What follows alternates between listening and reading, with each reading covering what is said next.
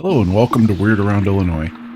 As suggested by the title of our podcast, we don't just look at cryptids in Illinois, but we look at strange phenomenon around Illinois as well, including those things that happen in our neighboring states, like, say, Indiana. Of course, the problem with Indiana is that we don't particularly like Indiana.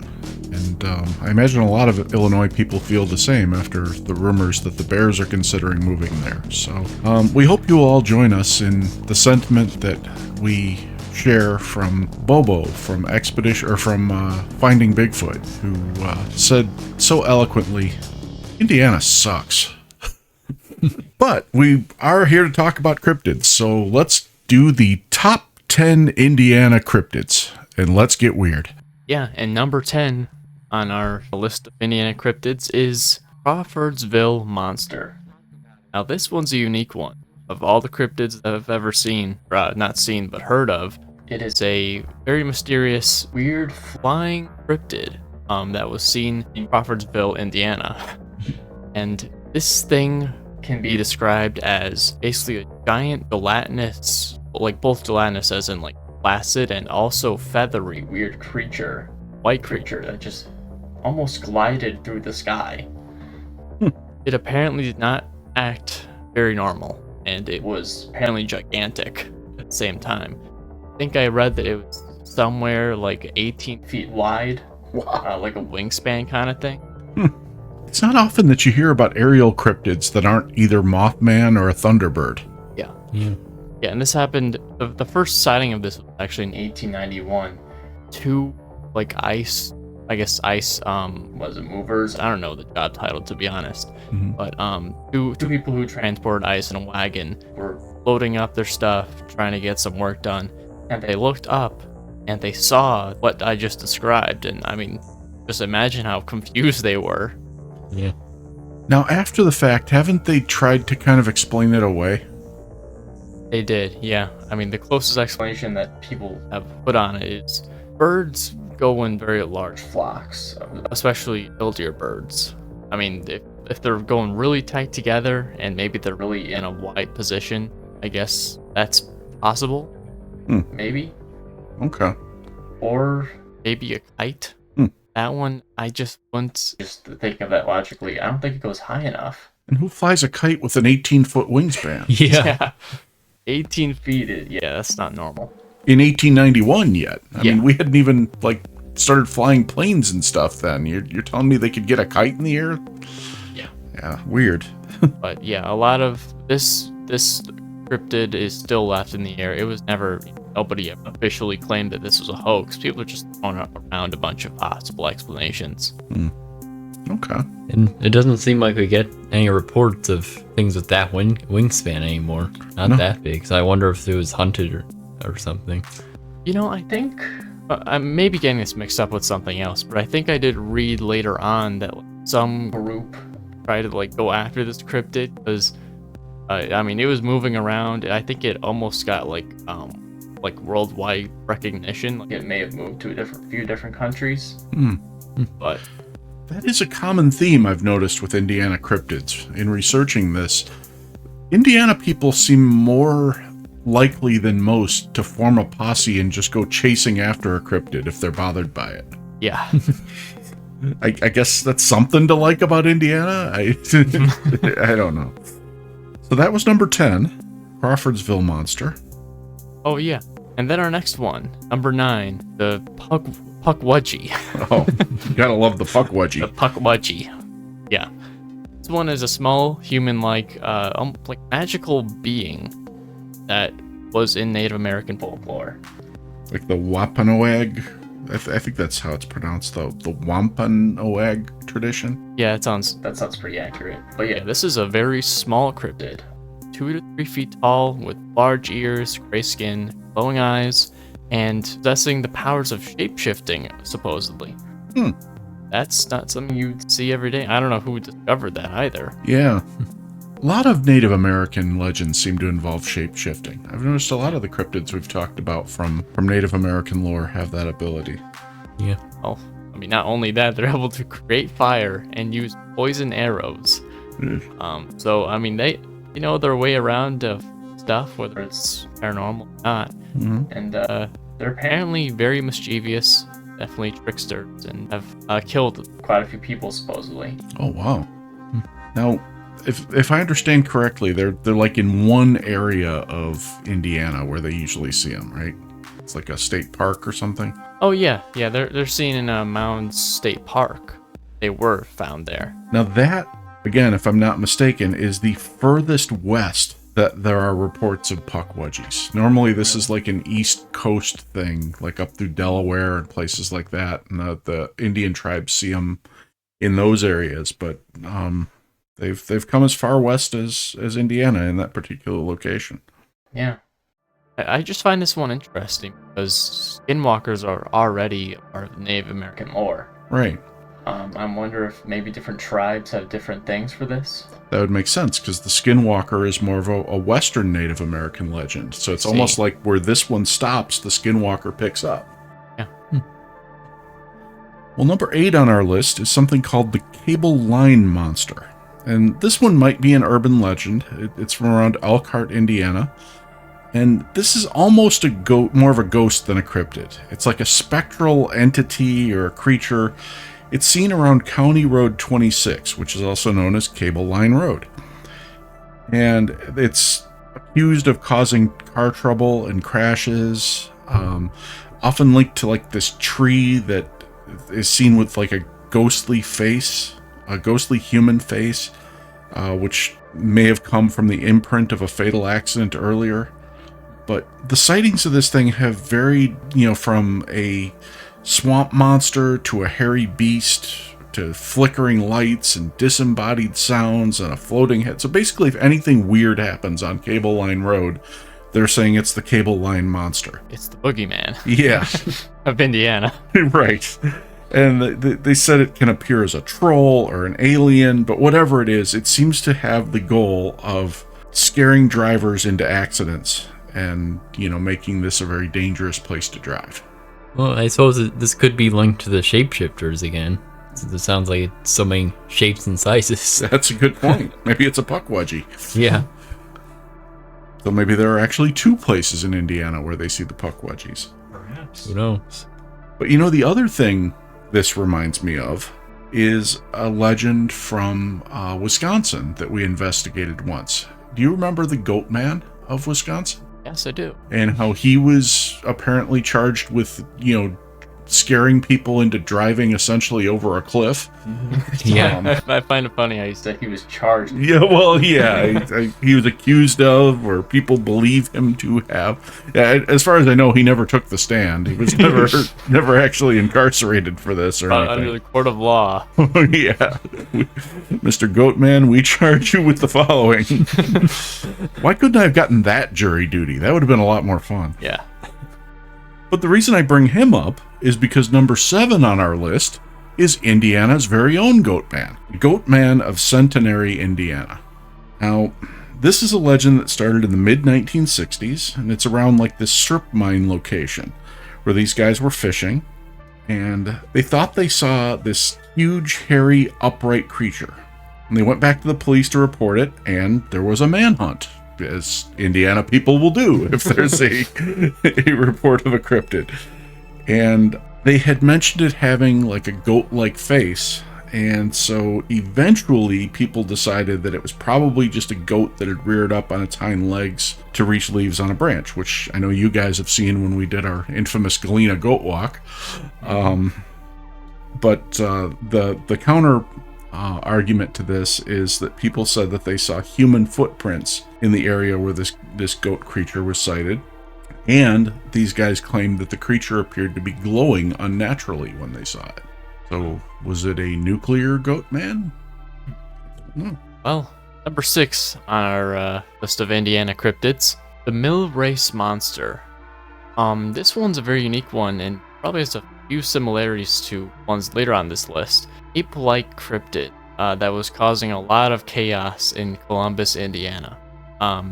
In fall of 1974, basically this giant monster, or large-scale monster, many people had sightings of this tall, green-faced, bipedal creature that was going near waterways, right near them. Now, what's unique about this one is actually more of a reptilian with hairy green skin, also kind of scaly at the same time. It was 6 feet tall, just about, maybe even taller, according to some accounts. Trying to remember. But I mean, very similar to Bigfoot, except reptilian and kind of green. Yeah, and its face was apparently a little bit more like not like Bigfoot. It's more reptilian. Mm-hmm. And you wouldn't believe it, but this sparked another large-scale monster hunt in Indiana. Of course, they didn't find anything over there, but oh well. I wish our neighbors would just get together and say, let's go looking for monsters, everybody.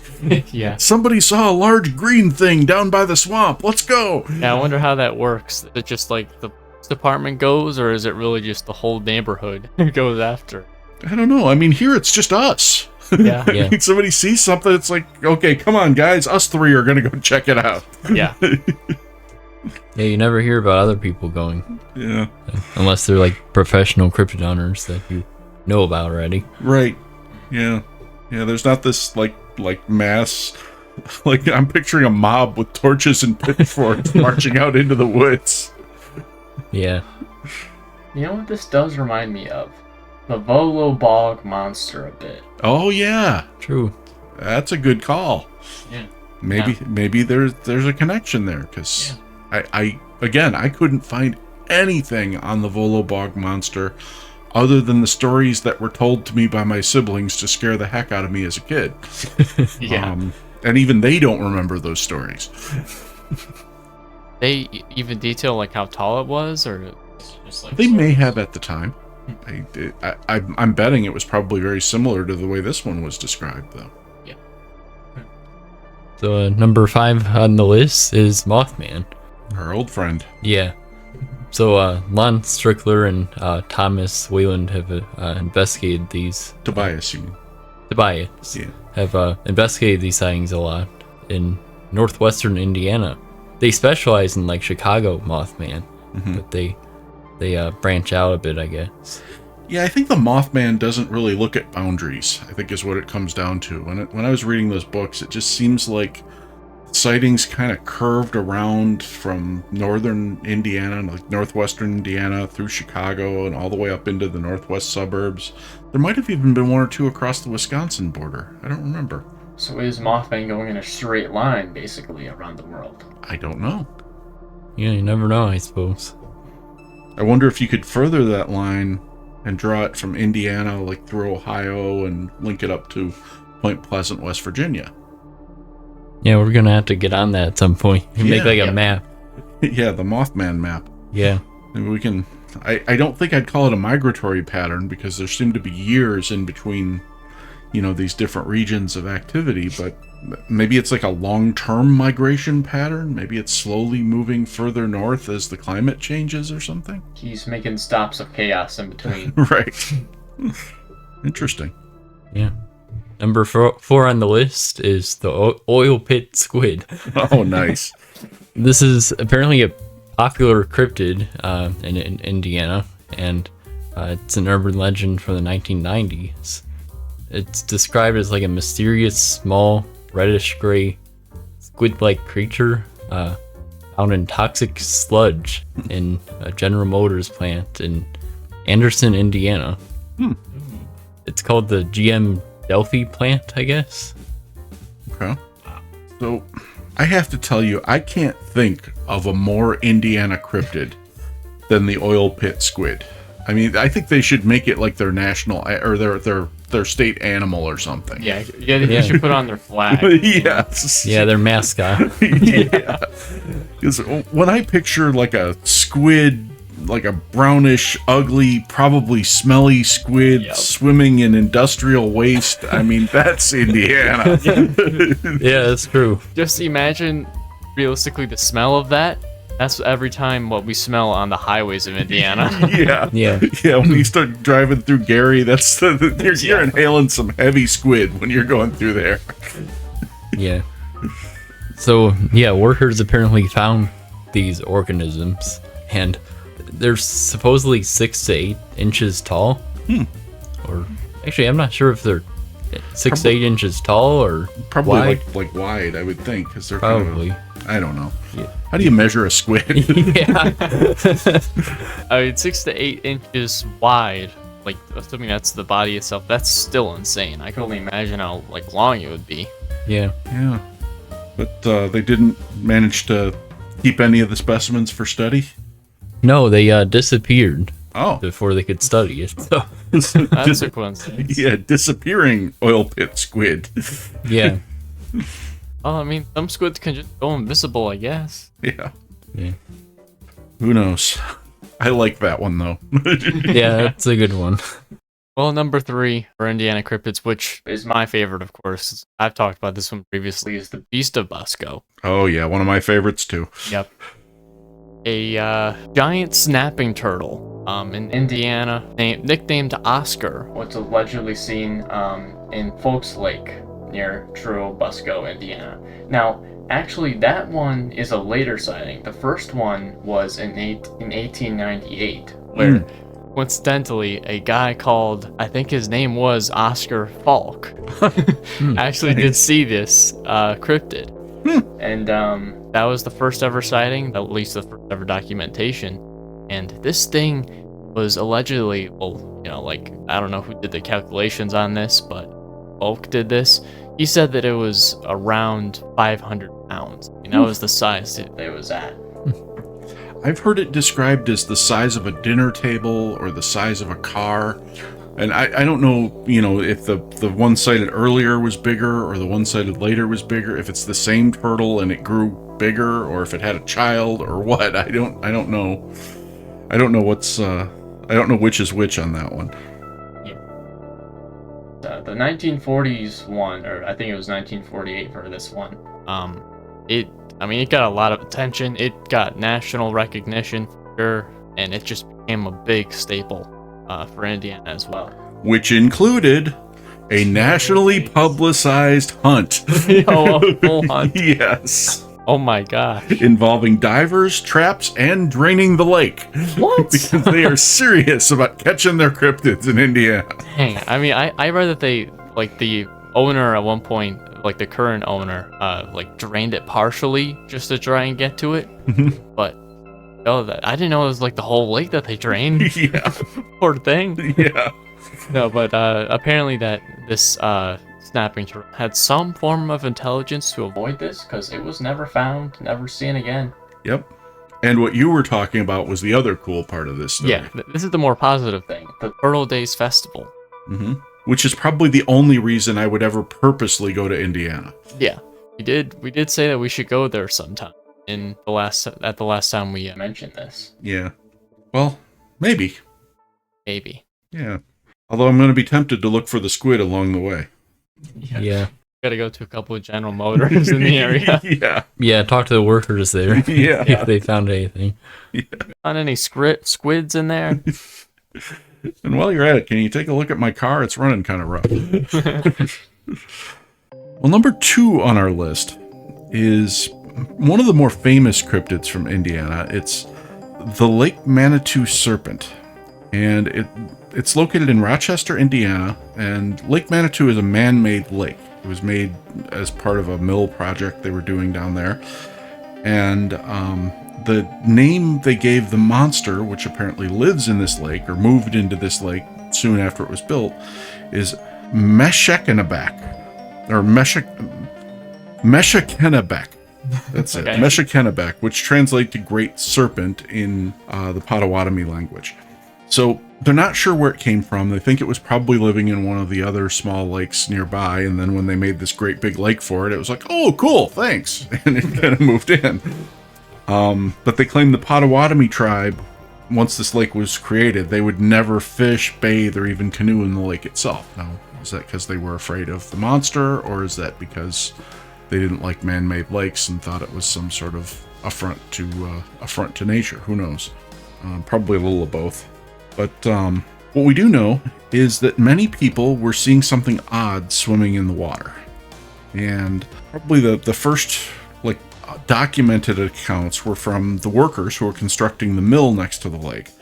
And they claim to have witnessed on more than one occasion this creature that's over 30 feet long, dark colored, with a long neck and a horse-like head. And it was seen both surfacing and submerging in the waters of the lake. Now that's like every sea serpent or lake monster ever. That's like Lake Monster 101. Apparently not a lot of people believe these folks. It spread to neighboring towns, but they were all like, yeah, a bunch of drunk mill workers. Who's going to listen to them? But then the first blacksmith in the area of Lake Manitou came forward, and he told his story about sighting this thing. And this was important because this was like the most respected man in the community. I mean, everybody knew this guy and loved this guy. So he came forth and he told how he saw this creature about 200 feet from shore. It raised its head 3 or 4 feet out of the water. It swam around in front of his eyes. He stated the body of the creature was serpent-like, that it had a head that was nearly 3 feet wide and somewhat resembled a cow's head. The neck was long, and the color of the creature was a very dingy-looking grayish black. He also said the creature had what appeared to be large yellowish spots on the skin that contrasted against the gray-black body. Now that's an incredible level of detail. Basically, this guy said that he sat and watched the creature for like, half an hour, just watched it swim back and forth, and then he kind of shrugged it off and went back to work because it wasn't any of his business. He had blacksmithing to do. and somehow that just makes the whole story so much more believable. Yeah, I mean, it's accurate, yes. Yeah. All I'm wondering from this is why do they respect this blacksmith more than any of the construction workers? I don't know. What did he do that the others didn't? Well, I mean, every piece of iron that they used, he apparently smithed. So... Oh. You got to respect the guy who makes your tools. Oh yeah, he makes the tools. Yeah, their farm implements and their tools for the building the mill and their knives for hunting cryptids and all that stuff.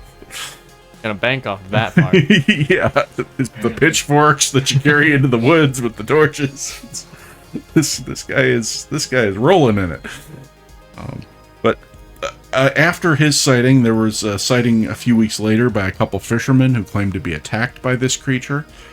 And that, of course, caused the townspeople to go hunting for it again. And in the years that followed of vigorously hunting the area for the creature, what they turned up was a buffalo fish with a 30-pound head, and a 116-pound spoonbill catfish, either of which might have contributed to these sightings, but no one was willing to go out on a limb and say, yes, this was the creature. So you're telling me they went out of their way Yeah. to get a 116-pound spoonbill catfish? It took 4 guys to haul that thing out of the water. Wow. Well, I mean, it's impressive. I just find this so funny. Yeah. They are serious in Indiana when there's a cryptid sighting. I don't know if they've just got like crowds of people sitting around waiting for the cryptid warning light to go up or something, and they can all just, come on guys, time to go. Got the bat signal for cryptids. Exactly. They need something to release their anger on. Yeah, maybe. Number 1 on our list is Bigfoot. He should be one on just about everybody's Yeah. list. Yeah. So there are several Bigfoot sightings in Indiana, especially in heavily wooded areas. And apparently they're mainly seen in southern areas like Brown County. Yeah, and that leads to an admission here. We often misquote poor Bobo from Finding Bigfoot. His exact quote was, "Northern Indiana sucks." Because he couldn't find any cryptids, or he couldn't find any Bigfoot sign at all in northern Indiana. And then the second half of the show, they went to southern Indiana, and they actually found some stuff. Weird, I don't remember him saying northern Indiana. Well, it's because we hear what we want to hear sometimes, and I think all we heard was Indiana sucks, and we were like, yes, you're absolutely right, Bobo. Well, I mean, still, he's not wrong, and I mean, we fully agree with northern Indiana sucks, no doubt about that. Yeah, I have to say, I have a bigger problem with northern Indiana than southern Indiana. Yeah, and I've heard plenty of times from people who have been to southern Indiana, it's not really bad. Yeah, and it doesn't have that stench. Yeah, probably not. No, it's a different stench. You smell the cow manure in southern Indiana, but you smell that in most of Illinois too, in Iowa. So it's not we can't really we live in glass houses when it comes to that, so we can't throw stones. So more specifically, there are a lot of sightings in Yellowwood State Forest and Hoosier National. Oh, Hoosier. Yeah, Hoosier. That's what Indiana people call themselves, Hoosiers. Hoosiers, okay. Why? I don't know. Okay. It's probably has to do with like the Indiana State. I don't know if Indiana State University named themselves the Hoosiers because of Indiana. That was already a term, or if that was the term that became the Indiana. I don't know. The Hoosier, a cryptid that hunted down or something? It could be. We'll have to look into that.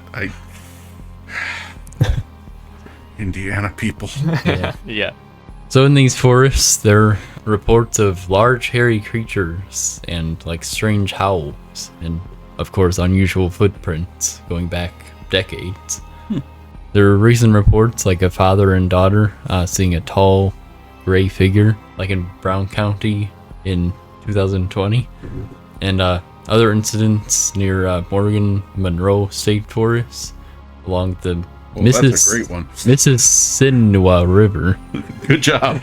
Yeah, I think you got that right. Yeah, I couldn't have done better than that. So yeah, it keeps the legend active in the state's forests. Yeah. I mean, overall, this Indiana Bigfoot, I don't know why, but it kind of surprised me. And I ran a poll about, I think it was like 3 or 4 days ago.